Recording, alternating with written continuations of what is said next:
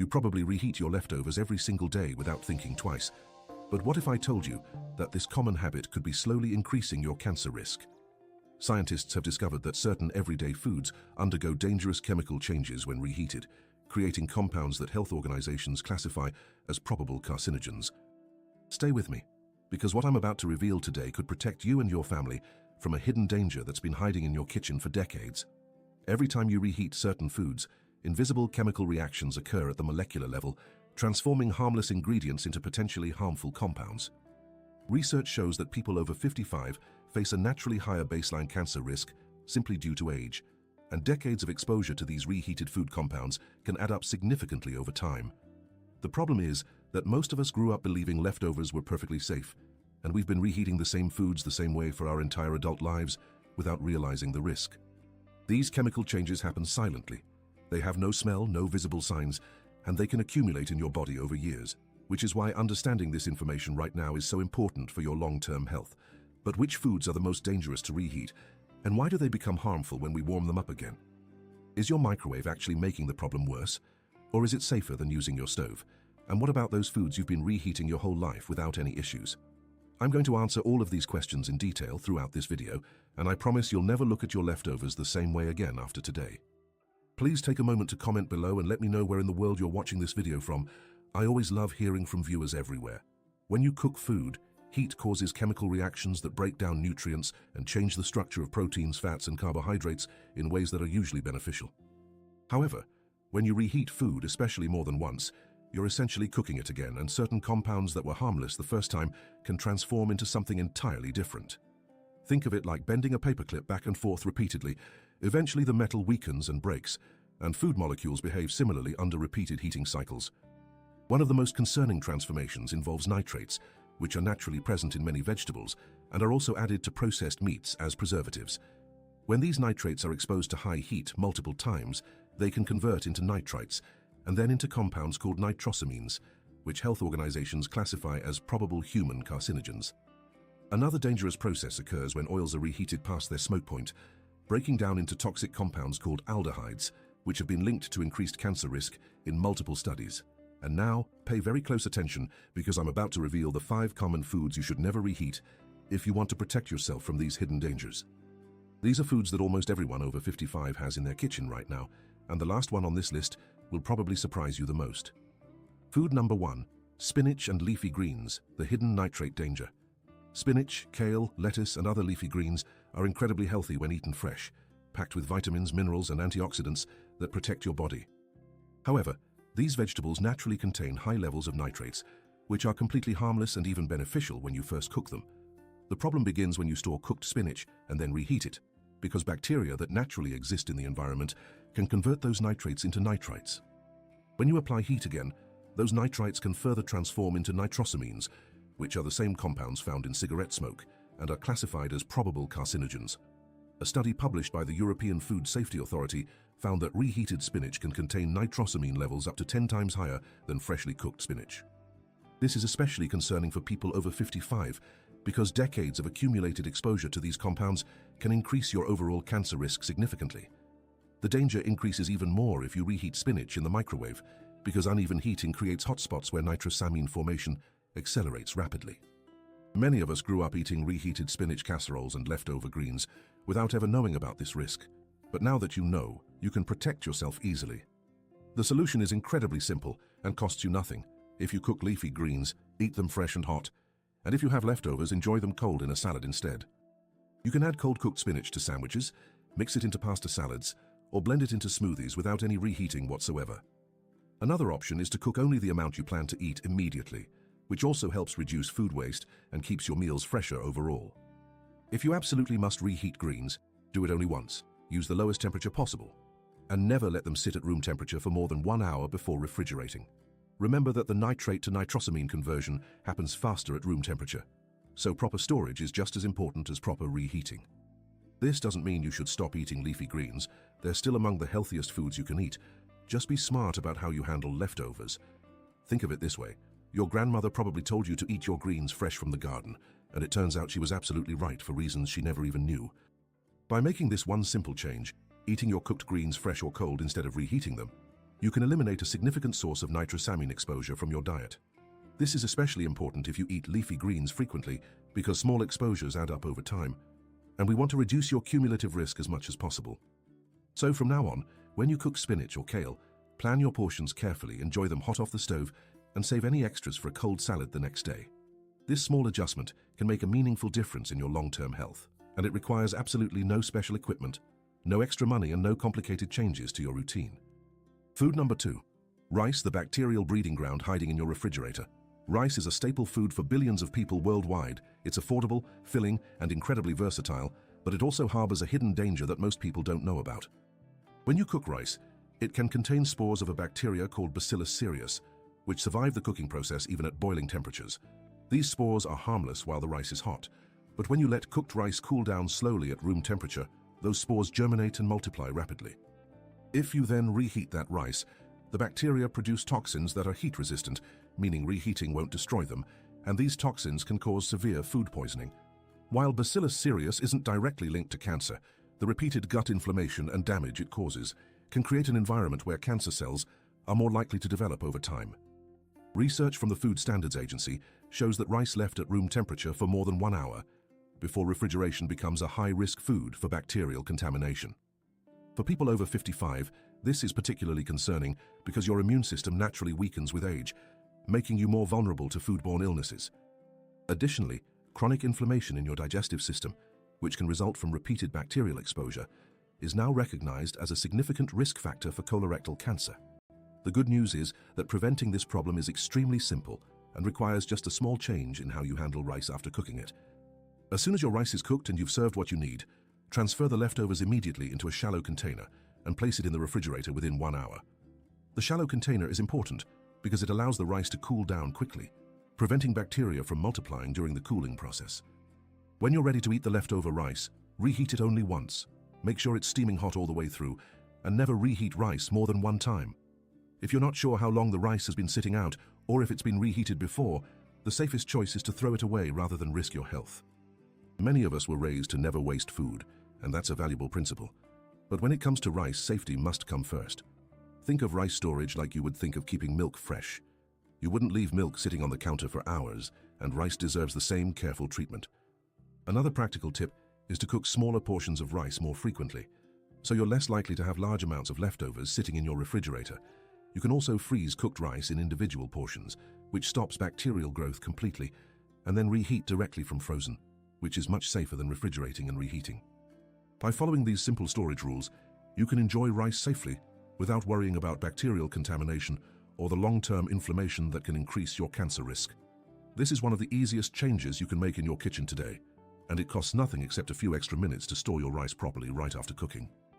Food number 3. Cooking oils and fried foods, the toxic transformation you can't see or smell.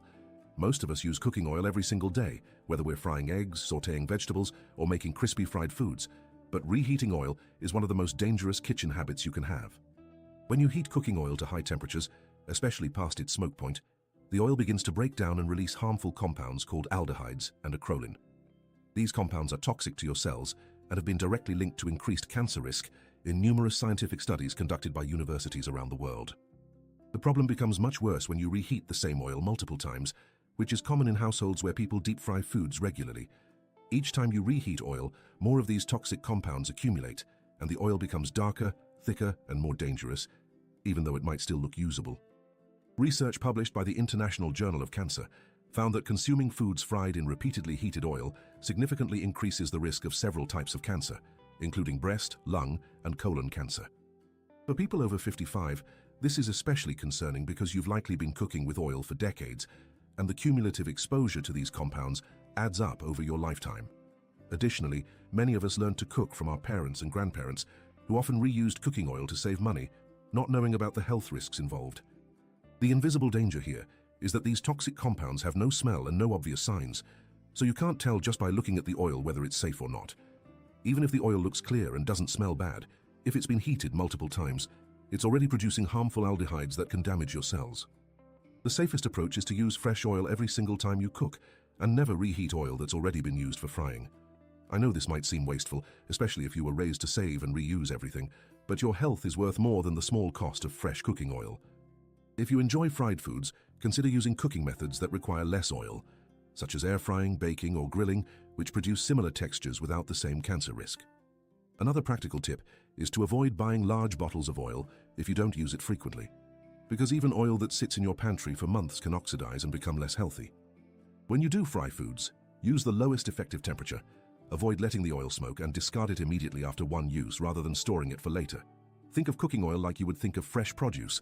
Once it's been used, it's done its job and it's time to start fresh next time. By making this change, using fresh oil every time and avoiding reheated fried foods, you can dramatically reduce your exposure to toxic aldehydes and lower your cancer risk. This is one of those small adjustments that might feel unnecessary at first, but over months and years it can make a significant difference in your overall health. So, from today forward, commit to using fresh oil for every meal, and if someone offers you fried food that's been reheated, politely decline and choose a healthier option instead. Food number 4. Processed meats like sausages and bacon, the nitrosamine multiplier effect. Processed meats such as sausages, bacon, hot dogs, and deli meats are already classified by the World Health Organization as Group 1 carcinogens, meaning there's strong evidence they increase cancer risk. The reason for this classification is that these meats contain added nitrates and nitrites, which are used as preservatives to prevent bacterial growth and give the meat its characteristic pink color. When you cook processed meats for the first time, some of these nitrites convert into nitrosamines, which are potent carcinogens linked to colorectal, stomach, and pancreatic cancers. However, the real danger multiplies when you reheat processed meats, because each heating cycle accelerates the nitrite to nitrosamine conversion, creating higher concentrations of these harmful compounds. A study conducted by researchers at the University of Porto found that reheated processed meats can contain up to 3 times more nitrosamines than freshly cooked meats. For people over 55, this is particularly alarming because colorectal cancer rates increase significantly with age, and dietary nitrosamines are one of the most well-documented risk factors. Many of us grew up eating bacon and eggs for breakfast, reheating leftover sausages for lunch, and enjoying deli meat sandwiches without ever knowing about this hidden danger. The problem is compounded by the fact that processed meats are incredibly convenient, especially for people who live alone or have limited mobility and rely on quick, easy meal options. But here's the truth. Every time you reheat that leftover bacon or warm up yesterday's hot dog, you're exposing yourself to higher levels of carcinogenic nitrosamines. The good news is that you don't have to give up these foods entirely. You just need to change how you handle them to minimize your risk. The safest approach is to cook only the amount of processed meat you plan to eat immediately and avoid storing leftovers for reheating later. If you do have leftovers, eat them cold instead of reheating them. For example, cold cuts in a sandwich are safer than reheated sausages in a hot dish. Another practical solution is to gradually reduce your overall consumption of processed meats and replace them with fresh, unprocessed alternatives like chicken, turkey, or fish. I understand that changing lifelong eating habits isn't easy, especially when these foods are familiar and comforting. But small adjustments can make a big difference over time. Think of it this way. If you currently eat processed meat 5 times a week, reducing it to 3 times a week and never reheating it cuts your nitrosamine exposure by more than half. You can also look for processed meats labeled as nitrate-free or uncured, which use natural preservatives instead of synthetic nitrites, although these should still not be reheated repeatedly. When you do cook processed meats, use lower temperatures and shorter cooking times to minimize nitrosamine formation and avoid charring or burning the meat, which creates even more carcinogens. By making these simple changes, cooking fresh portions, eating leftovers cold, and gradually reducing your intake, you can significantly lower your exposure to these harmful compounds. This is one of the most important dietary adjustments you can make for cancer prevention, and it's completely within your control starting right now. Food number 5, potatoes. The surprising acrylamide bomb hiding in your kitchen. This last food will probably surprise you the most because potatoes are universally considered harmless, wholesome, and a staple in kitchens all around the world. However, when you reheat potatoes, especially using high-temperature methods like frying, baking, or microwaving until they're crispy, something dangerous happens at the chemical level. Potatoes contain high levels of an amino acid called asparagine and natural sugars, and when these are exposed to high heat above 120 degrees Celsius, they combine to form a compound called acrylamide. Acrylamide is classified by the International Agency for Research on Cancer as a probable human carcinogen, and it's been linked to increased risk of kidney, ovarian, and endometrial cancers. The formation of acrylamide happens during the first cooking, but it intensifies dramatically when you reheat potatoes at high temperatures, especially if you're trying to make them crispy again. Research from the Food and Drug Administration shows that reheated potatoes particularly French fries and roasted potatoes, can contain acrylamide levels 2 to 3 times higher than freshly cooked potatoes. For people over 55, this is especially concerning because potatoes are often a dietary staple, eaten multiple times per week, and the cumulative exposure to acrylamide adds up significantly over decades. Many of us were raised eating potatoes at almost every meal: mashed potatoes, baked potatoes, fried potatoes, and we never imagined that reheating them could pose any health risk. The problem is made worse by the fact that acrylamide formation is invisible. You can't taste it, you can't smell it, and the food looks perfectly normal even though it contains these harmful compounds. Additionally, microwaving potatoes until they're crispy creates uneven hotspots where acrylamide formation is particularly intense, making the microwave a surprisingly risky reheating method for this specific food. The good news is that you can still enjoy potatoes safely by making a few simple changes to how you cook and reheat them. First, when you cook potatoes initially, use lower temperatures and longer cooking times, which reduces acrylamide formation significantly compared to high heat methods. Second, if you have leftover cooked potatoes, eat them cold or at room temperature instead of reheating them, for example, in a potato salad or as a cold side dish. Third, avoid reheating potatoes in ways that make them crispy, such as frying or high-temperature baking, because crispiness is a direct indicator of high acrylamide levels. If you must reheat potatoes, use the gentlest method possible, such as steaming or warming them in a covered dish with a little water, which keeps temperatures lower and prevents acrylamide formation. Another practical tip is to cook smaller portions of potatoes, so you're less likely to have large amounts of leftovers that need reheating. You can also experiment with other root vegetables like sweet potatoes, carrots, or turnips, which contain lower levels of asparagine and produce less acrylamide when cooked. By making these adjustments, enjoying potatoes fresh, eating leftovers cold, and avoiding high-heat reheating, you can continue to enjoy this beloved food while protecting yourself from unnecessary cancer risk.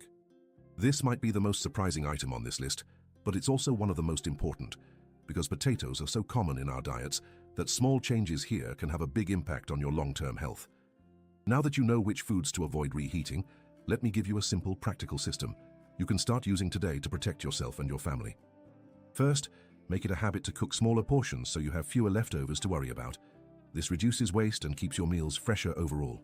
Second, when you do have leftovers, label them with the date and eat them within 24 hours, or freeze them immediately if you won't eat them that quickly. Third, reheat food only once, never reheat the same food twice, and always use the lowest temperature that gets the food hot enough to enjoy safely. Before we finish, I need to mention that if you have certain health conditions, such as kidney disease, diabetes, or a weakened immune system, you should be especially careful with leftovers and reheated foods. If you take medications regularly or have any chronic health conditions, please consult with your doctor before making significant changes to your diet or food handling habits. Thank you so much for taking the time to watch this video today. Your health is worth every minute you invested in learning this important information. If you found this helpful, please give this video a like, leave a comment sharing your thoughts or experiences with reheating food, and share this with your friends and family who could benefit from knowing these facts. You'll notice we have 2 videos on the screen now. I'm confident you'll enjoy continuing to watch more content like this.